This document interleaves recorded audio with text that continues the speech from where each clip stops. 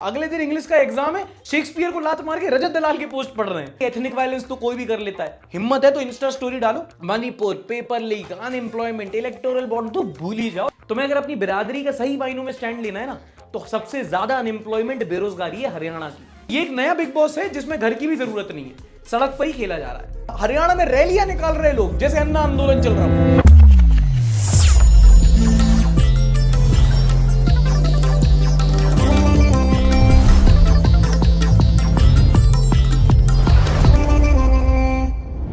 नमस्कार, आदाब, welcome and Ramzan Mubarak. This is Sarthak and you are watching the Sunday show.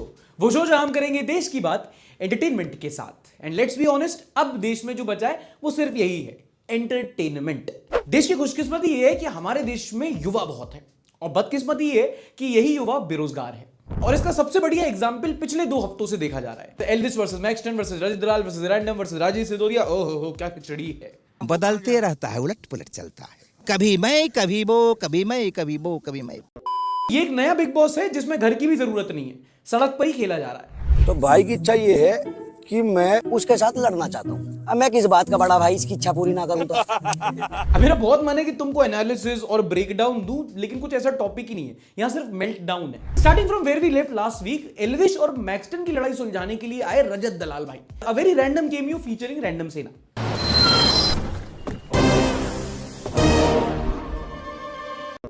फिर इनकी लड़ाई राजवीर सिसोदिया से हो गई, फिर तू मैं धमकी, गाली गलोच, फुल टेस्टोस्टेरोन का नंगा नाच। और फिर देखते ही देखते पूरा हरियाणा स्टोरी डालकर पेपर लीक के खिलाफ आवाज उठाने लगा। पेपर लीक नहीं, क्या मतलब ये सब ई लफड़े के लिए हो रहा है? एकदम इन्होंने वक्त बदल दिया, जज्बात बदल दिए, जिंदगी बदल दी। और ऐसा नहीं है कि सब सोशल मीडिया की कलेश है, टीवी मीडिया ने ही इसे इनिशियली भाव दिया। मेरे साथ रजत हैं जो एल्विश की तरफ से आप यहाँ मैं बातचीत। किसी की तरफ से नहीं आया हूँ। हाँ। पहली चीज, और कोई कंक्लूजन अभी निकला नहीं है। कल बातचीत होगी सब बड़ों के बीच में, जो भी चीज होगी कल पता लग जाएगी। National news India 2024। या मुझे बस इतना बताओ कि न्यूज 24 वालों आपने कैसे डिसाइड किया कि आपको ये टॉपिक कवर करना था? आई एम जस्ट वंडरिंग कि जब ये टॉपिक लॉक किया जा रहा था, आपकी जो जर्नलिस्टों की बैठक बैठी थी, तो उसमें बातचीत क्या हो रही थी? वैसे सर, मणिपुर में भी प्रोटेस्ट चल रहा है। वो 1 साल से चल रहा है। और केरला में वायरस फैल रहा है। तो हम क्या करें? और इंडिया में हंगर इश्यूज बहुत ज़्यादा है। रिपोर्ट आई है कोई? हाँ, देखा था। क्या देख रहे हैं? सर, नोएडा में ना कंट्रोवर्सी हो गई है कुछ वीडियो क्रिएटरों के साथ, वही देख रहा था। इन्फ्लुएंसर? हाँ। स्टोरी मिल गई, स्टोरी मिल गई। रिपोर्टर भेजो ग्राउंड पे, एक्सक्लूसिव इंटरव्यू लो, और सुनो डेटा टीम को बोलो स्टोरी आर्काइव प्रिपेयर करें। पूरा पाई चार्ट चाहिए मुझे, किस बिरादरी का कितना % किसको सपोर्ट है। प्राइम टाइम हेडलाइन होनी चाहिए, ब्रेकिंग न्यूज। क्या जाट लगाएंगे अंजलियंस की वाट?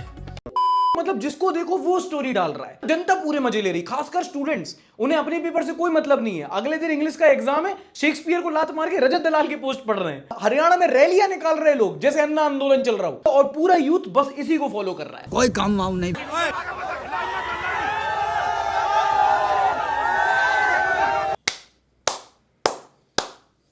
ये कैन डू जनरेशन है। पता तुम लोग की गलती नहीं है कि तुम लोग ऐसी भसड़ को तूल दे रहे हो। मणिपुर वाले बेवकूफ हैं, उनकी टेक्निक गलत है। वो बेचारे 1 साल से चीख चीख कर मरे जा रहे हैं कि हमारी तरफ भी देख लो। नादानों को कौन बताए कि एथनिक वायलेंस तो कोई भी कर लेता है, हिम्मत है तो इंस्टा स्टोरी डालो, तब मिलेगा यूथ का सपोर्ट। मिजोरम के, आसाम के, दिल्ली के, राजस्थान के और 36 बिरादरी और 30 राज्य के सारे भाइयों ने रिक्वेस्ट है कि मणिपुर आ जाओ, हिम्मत है तो। लोकेशन हमने डाल दी है मैप पे 1947 में। जिसने हिम्मत है एक बार मणिपुर आ जाओ, सारा भरम दूर कर देंगे।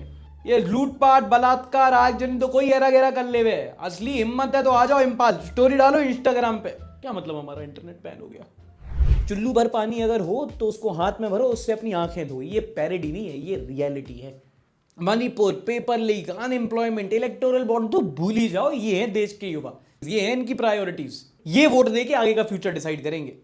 और देखो सही है, देश में इतने बेरोजगार हैं, एजुकेशन ना सही, एंटरटेनमेंट तो उनको मिलना ही चाहिए, कोई गलत बात नहीं। देखो भाइयों, जाट समाज, 36 बिरादरी, भाईचारा ऑन टॉप, सब कर लो, लेकिन सारे भाई मेरे एक बात सुन लो। डिसएग्री करो तो भैया कमेंट में खूब गाली पाड़ना और फिर वीडियो को डिसलाइक करके चले जाना।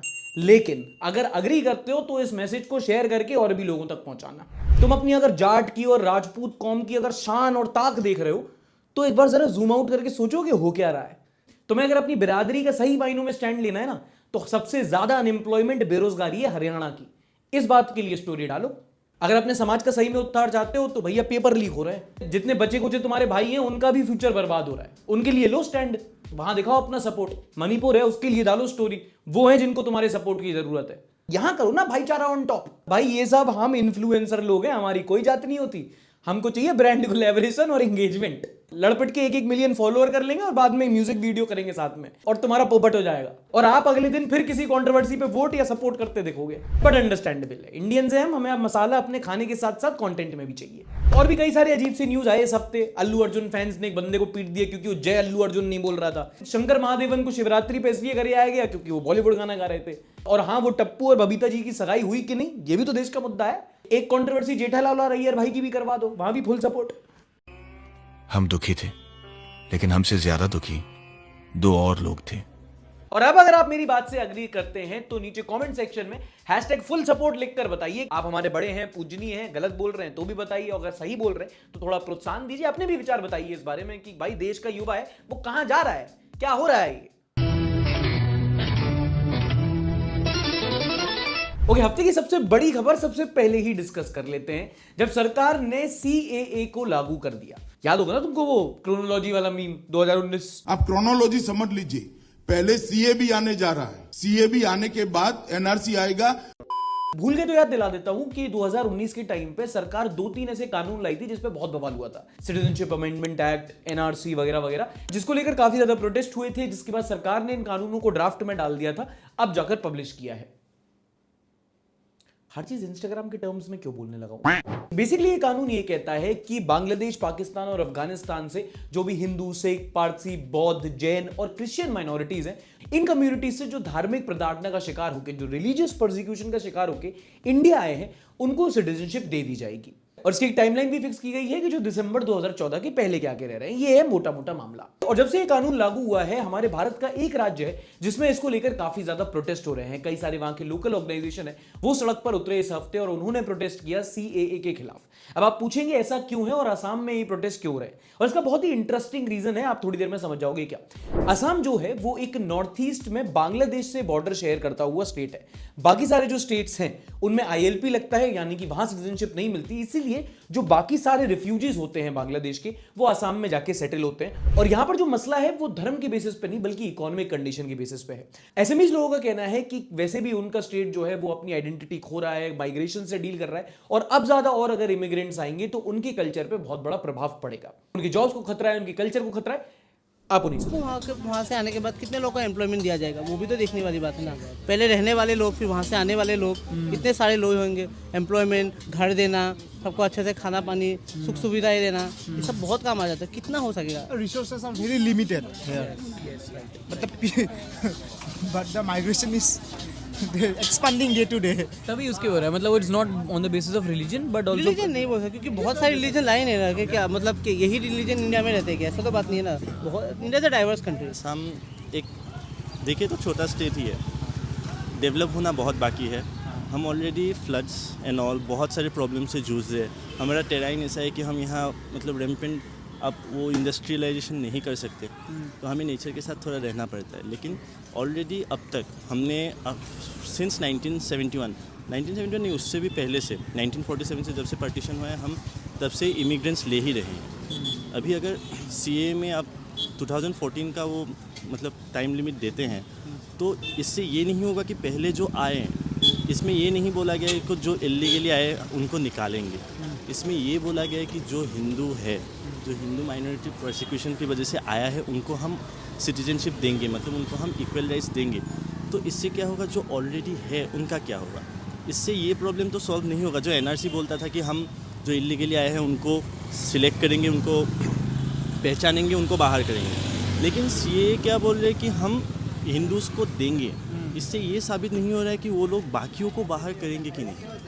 आपका इस मामले में क्या सोचना है? क्या हमारी नेशनल पॉलिटिक्स के लिए CAA एक बहुत इंपॉर्टेंट कदम है जो जिससे देश को हेल्प मिलेगी, या एक पॉलिटिकल एजेंडा है जिसको 24 इलेक्शंस के पहले स्ट्रेटेजिकली इंट्रोड्यूस किया जा रहा है? कमेंट सेक्शन में #CAA लिखकर जरूर बताइए। एंड ऑफ कोर्स अगली बड़ी न्यूज रही इलेक्टोरल बॉन्ड्स को लेकर। काफी टाइम से हमारा सुप्रीम कोर्ट SBI की आर्म ट्विस्टिंग कर रहा था कि भैया डेटा निकालो, कहां छुपा के रखा है, मार्क जकरबर्ग हो गया।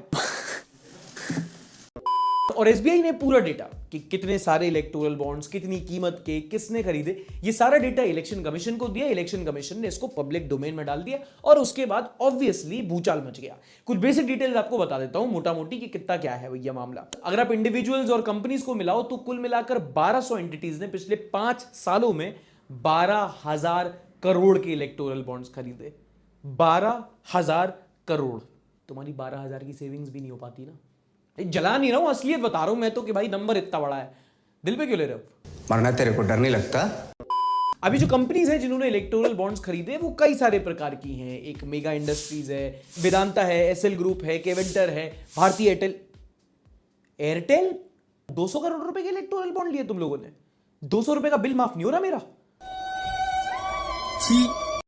खैर, इलेक्टोरल बॉन्ड्स के थ्रू सबसे ज्यादा फंडिंग जिस पार्टी को मिली वो थी बीजेपी। ऑलमोस्ट आधी फंडिंग इन्हीं को मिली है, 6,000 करोड़ के लगभग। और इसीलिए इसमें शामिल है टीएमसी, बीआरएस, डीएमके, कांग्रेस।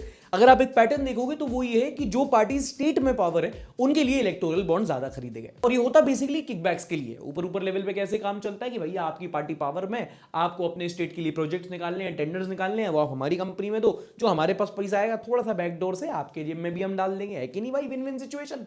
बात तो सही है।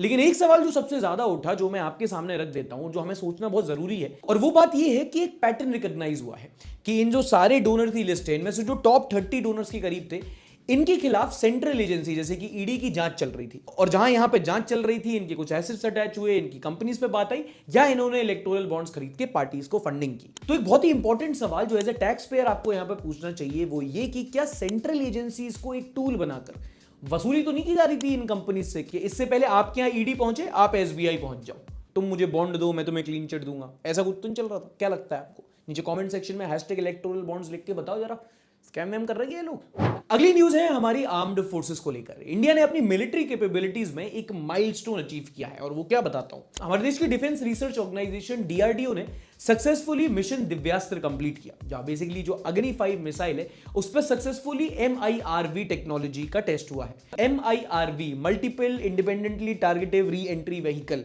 इसका बेसिकली मतलब ये होता है एक तीर से 2 निशाने या 3 निशाने या 4 निशाने, मतलब कि एक ही मिसाइल पे मल्टीपल वॉरहेड्स होना। और ये टेक्नोलॉजी काफी एक्सक्लूसिव है। इंडिया के पहले यूएसए, रशिया, चाइना, फ्रांस और यूके जैसे देशों के पास ही थी।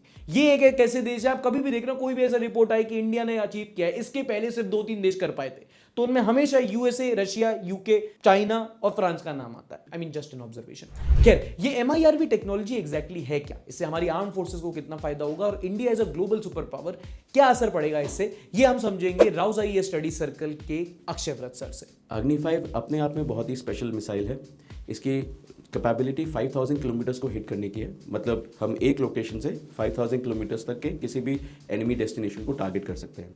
इसको पहली बार सक्सेसफुली 2012 में टेस्ट किया गया था, और अभी हाल ही में अग्नि 5 में हमने एक और मेजर टेक्नोलॉजी अपग्रेड किया है जिसको हमने MIRV बोला है। MIRV का मतलब है multiple independently targetable re entry vehicles. इसकी खास बात यह है कि हमने जो ओवरऑल पेलोड है उसको स्मॉलर मल्टीपल पेलोड्स में डिवाइड कर सकते हैं। उसकी एडवांटेज ये होती है कि हम एक मिसाइल से मल्टीपल पेलोड्स और मल्टीपल टारगेट डेस्टिनेशंस को हिट किया जा सकता है।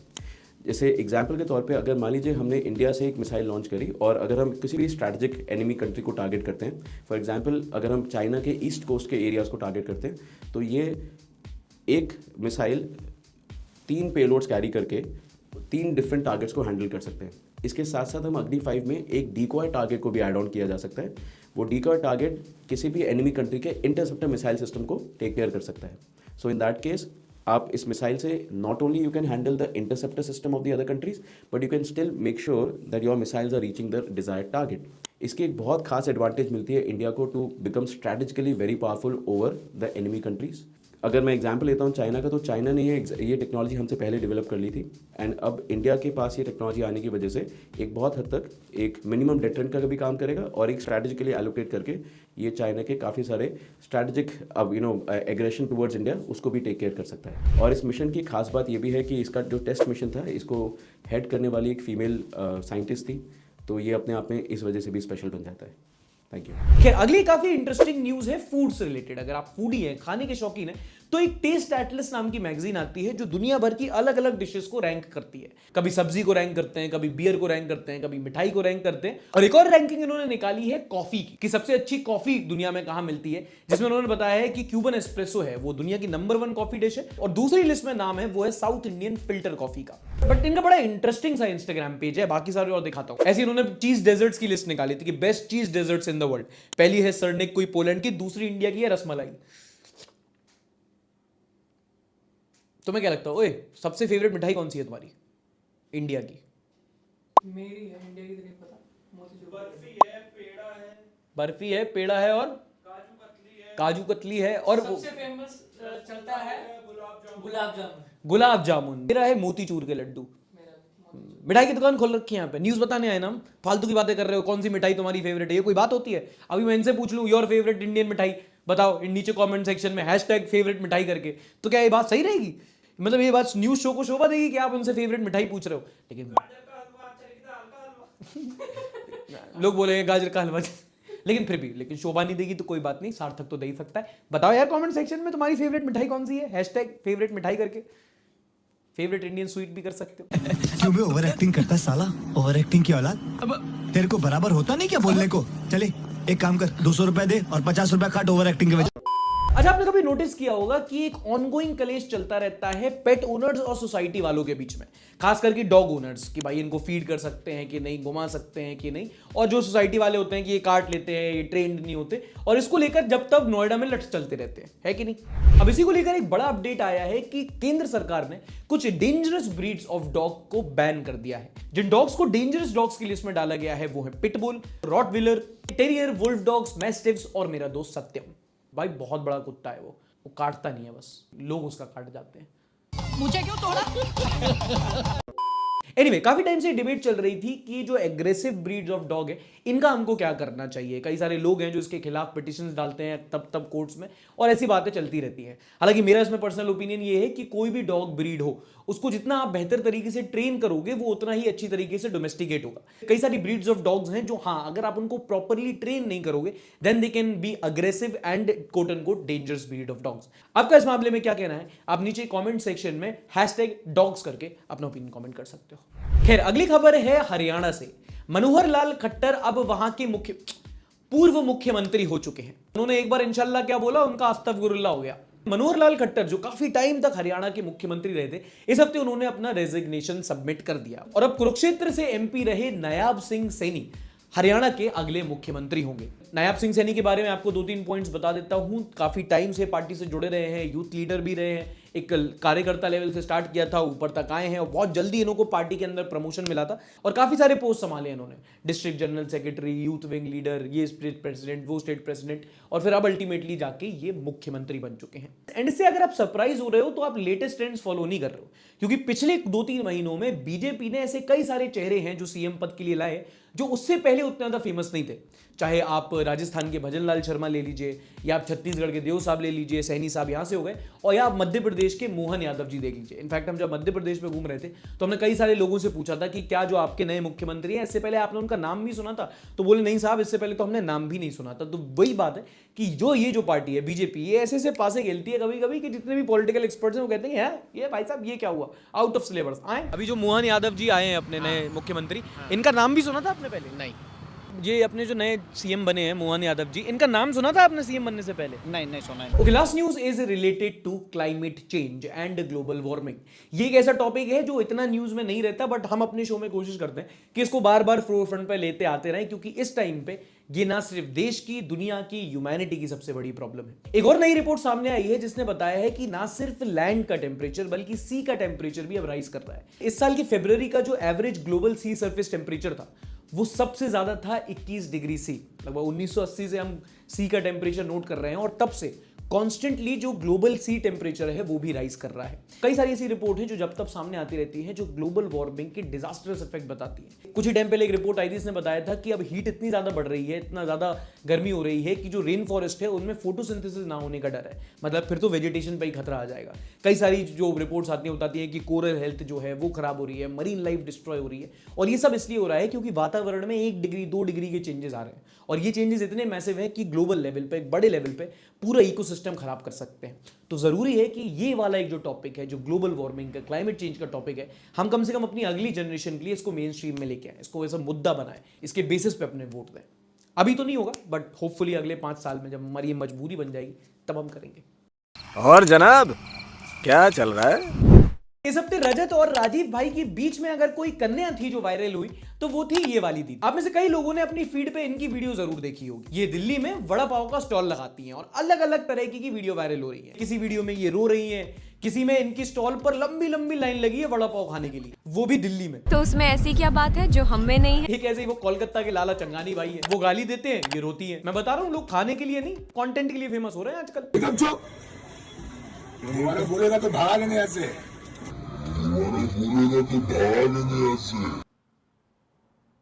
यूपी सीएम योगी आदित्यनाथ का एक वीडियो वायरल हुआ है। सब क्या करते हो? पागल है क्या? हाँ, ये वाला वीडियो जिसमें एक कंपनी का प्रचार कर रहे हैं, जो बाद में पता चला कि एक डीप फेक वीडियो था। इन्होंने नहीं बोला था, इनसे बुलवाया गया था। अगर एआई एक इंसान होता ना तो उसके घर पे बुलडोजर चल जाता अब तक। खैर, इस वीडियो में योगी जी बता रहे थे कि मेडिसिन कुछ ले लो, उससे ये फायदा हो जाएगा वगैरह वगैरह। और जैसे कि हमने पिछले संडे शोज में डिस्कस किया है कि नए आईटी रूल्स के अकॉर्डिंग अगर कोई फेक या फिर कोई इनअप्रोप्रिएट कंटेंट है वो शेयर होता है, तो जिस हैंडल से शेयर होता है उसके और जिस प्लेटफॉर्म पर वो शेयर किया गया है उस तक के खिलाफ पर कार्रवाई हो सकती है। इस केस में जिस अकाउंट से शेयर किया गया उस पर कार्रवाई हो गई है। और ये तो फास्ट फ्यूरियस का कोई क्लिप भी नहीं था, सीधा डीप फेक था। और ये मैं आपको इसलिए बता रहा हूं क्योंकि आने वाले टाइम पर ये डीप फेक्स पे जो फैक्ट चेक है बहुत ज्यादा अब नॉर्मल होने वाले हैं। आप सोच के चलिए कि जो भी आप हर दूसरी वीडियो देख रहे हो, जैसे जैसे टेक्नोलॉजी और स्मार्ट हो रही है, एआई और स्मार्ट हो रहा है, वो वीडियोस फेक और रियल वीडियोस में डिफरेंस जो है वो पूरी तरीके से खत्म कर देगा। फिर कोई भी वीडियो को आपको विश्वास करने से पहले एक बार उसको फैक्ट चेक करना पड़ेगा, एक बार उसको आपको वेरीफाई करना पड़ेगा। ये आजकल के टाइम की रियलिटी है। एक और वीडियो जो वायरल हुई वो थी एक कॉलेज के ऑडिटोरियम से। हुआ ये कि इस कॉलेज में नशा मुक्ति पर एक सेमिनार हो रहा था जिसमें कुछ पुलिस ऑफिशियल्स आए थे और वो उस पर अपना भाषण दे रहे थे। और उसी बीच ये लड़का जो काफी ज्यादा बहादुर है और काफी ज्यादा खैर, ये लड़का खड़ा हुआ और पुलिस अधिकारी को ही कन्फ्रंट करते हुए उसने कुछ ये कहा। आज गांजा मिलना या फिर कोई नशे की सामग्री मिलना, टॉफी लॉलीपॉप जितना आसान है मिलना, तो एक फर्स्ट ईयर का या सेकंड ईयर का बच्चा गांजे के डीलर को ट्रेस कर सकता है या ट्रैक कर सकता है, तो पुलिस क्यों नहीं कर पाती? क्या पुलिस ही पीछे छूट गई है?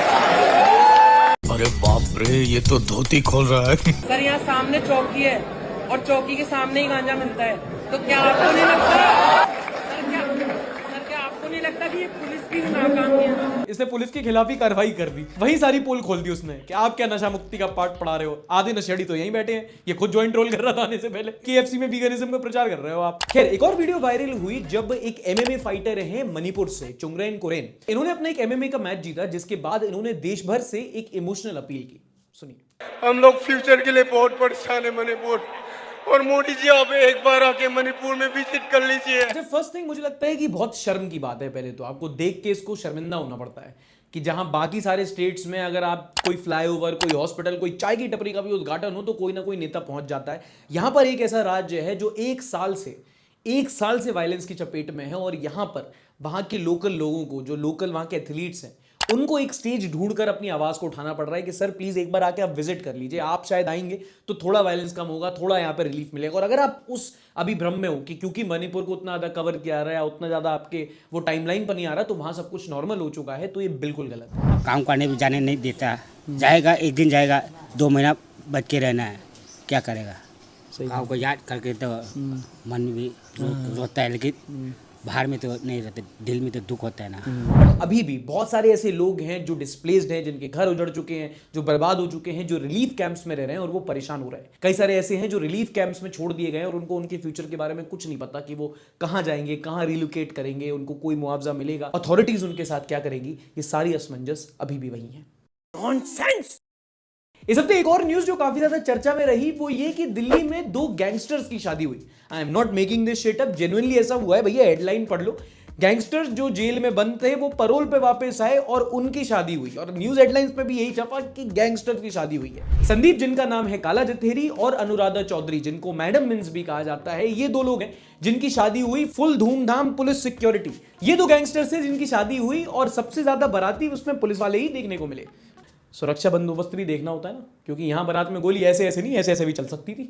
चलो अब देखते हैं नॉन बारातियों का इंटरनेट पर क्या कहना है। I am more interested in this wedding than the Ambanis.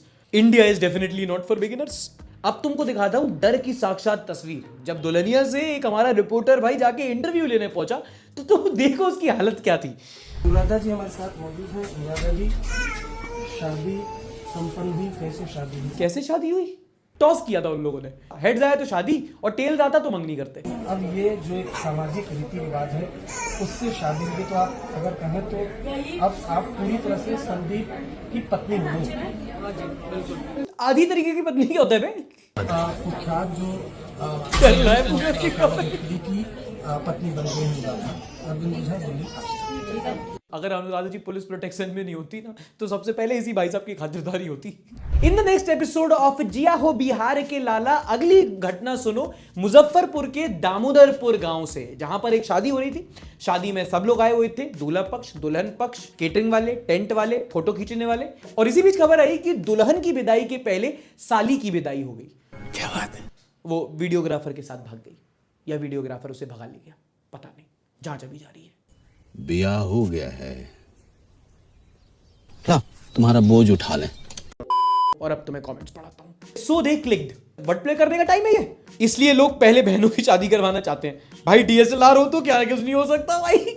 India is definitely not for beginners. ये कमेंट तो आजकल हर न्यूज पे फिट बैठ रहा है। तुम लोग को मजाक चढ़ रहा है? सोचो लड़की के पापा पे क्या बीत रही होगी। कन्यादान से पहले कन्या नुकसान।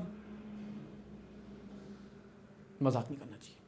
खड़ा हूं आज भी वहीं। अच्छा, अगर आप में से कई लोग मेरी तरह हैं, यानी कि बहुत ही ज्यादा होनहार स्टूडेंट, तो एग्जाम के वक्त आपको कई बार नानी याद आई होगी।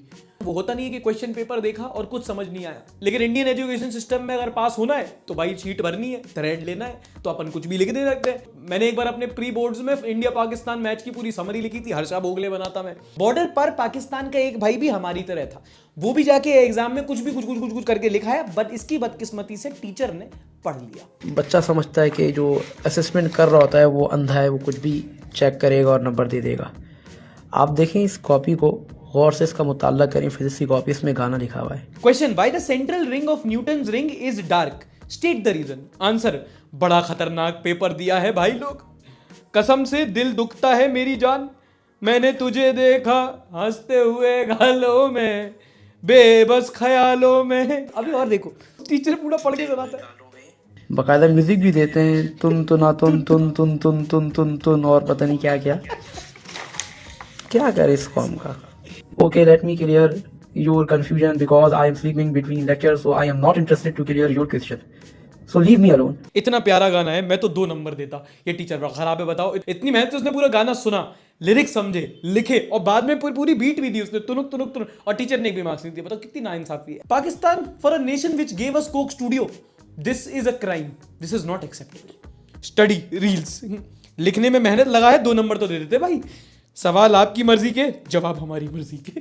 ज्यादातर इसमें इंडियन है जो मजे ले रहे हैं, पाकिस्तान वाले डिसोन कर दिए, इंडियंस हैं जो डिफेंड कर रहे हैं। ये है असली भाईचारा। तो भाई ये सब है जो हमारे देश में और हमारे पड़ोसी देश में चल रहा है। पिछले हफ्ते की वीडियोस में आप लोगों ने बहुत सारे कमेंट्स किए, कई सारे टॉपिक्स पे बात की, और उन्हीं में से देखते हैं top 5 comments of the week. Devraj बोलते हैं, today I went to one of my hostel roommate and saw 3 boys watching a video and discussing about different agendas. Then I also joined them and our talk literally lasted for 2 hours on different social issues. You're the new face of truthful Indian media. Love from Varanasi। नहीं चाहिए भाई इतना मेरे को pressure, ना responsibility, ना कुछ। तुम आराम से चिल करो, बात करो, यहाँ वहाँ के 4 कलेश करो और 2-3 गॉसिप मुझे भी बताओ, बट इतनी रिस्पॉन्सिबिलिटी मत दो। बस सच्ची बताओ ना, आप पूरा इंडिया घूमे, आपको कैसा लगा इंडिया, कैसे लगे लोग?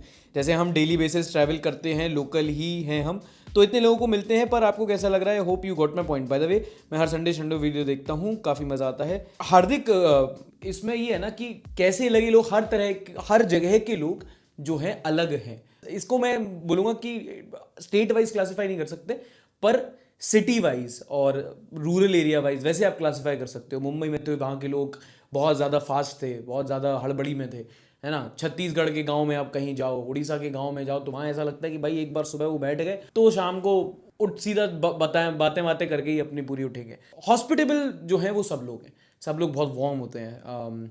और एक चीज़ जो मैंने हर जगह नोटिस की कि वहाँ जहाँ पे कल्चर थोड़ा अलग था, जैसे साउथ में हम लोग गए या आजकल हम लोग ईस्ट में, तो वहाँ पे ना जब वो सुनते हैं कि आप दिल्ली साइड से आ रहे हो तो बहुत इंटरेस्टेड हो जाते हैं कि अरे अरे आप वहाँ ऐसा होता है क्या, फिर अपने कल्चर की बातें बताना और हमारे कल्चर की बातें जानना, ये एक ऐसी चीज़ है जो बहुत प्यारी लगी मुझे।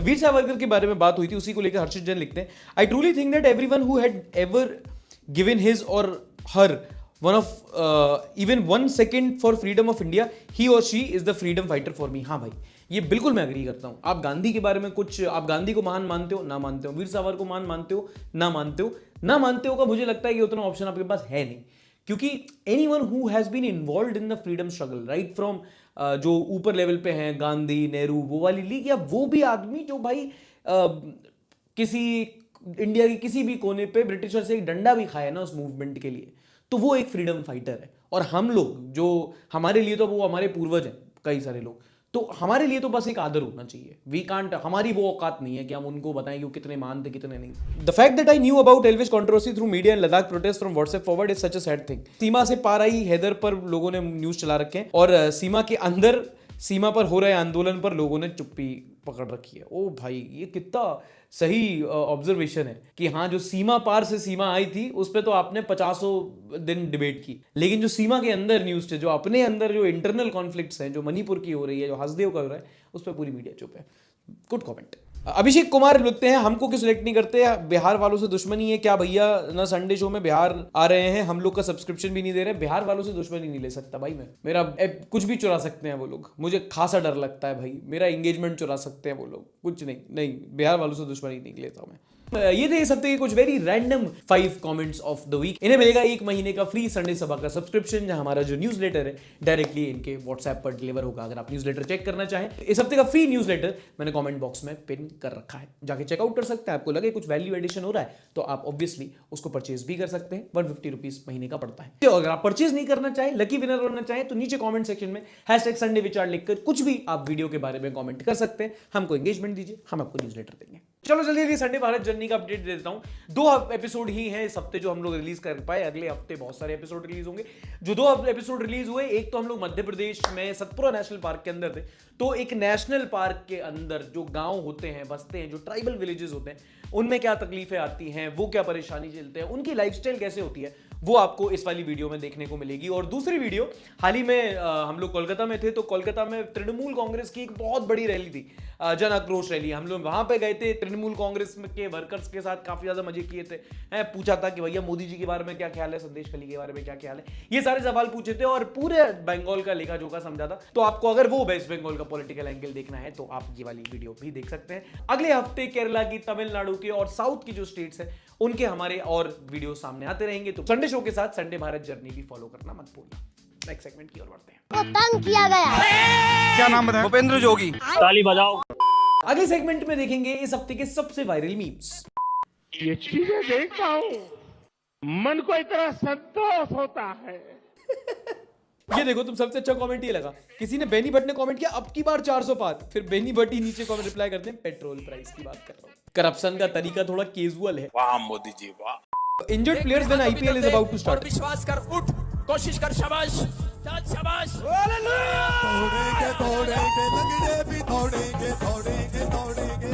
आओ शाबाश। Stephen Hawking at Epstein Island. 69 miss calls from Rishabh Pant. मुझे क्यों तोड़ा? फोटो तभी अच्छी आती है जब शानदार उजाला हो, और रील्स तभी चलती है जब साथ में पुलिस वाला हो। वाह वाह बढ़िया। क्या बनना है? पुलिस वाला? नेता बनना है मुझे। असली पावर तो वही होती है भाई, डिस्ट्रॉयड इन अ सेकंड। ये पक्का ओझा सर का स्टूडेंट है। पुलिस तो सब बनते हैं साहब, राजा बनना है तो आप नेता बन के दिखाइए। Parting after victory in Champaran Satyagraha.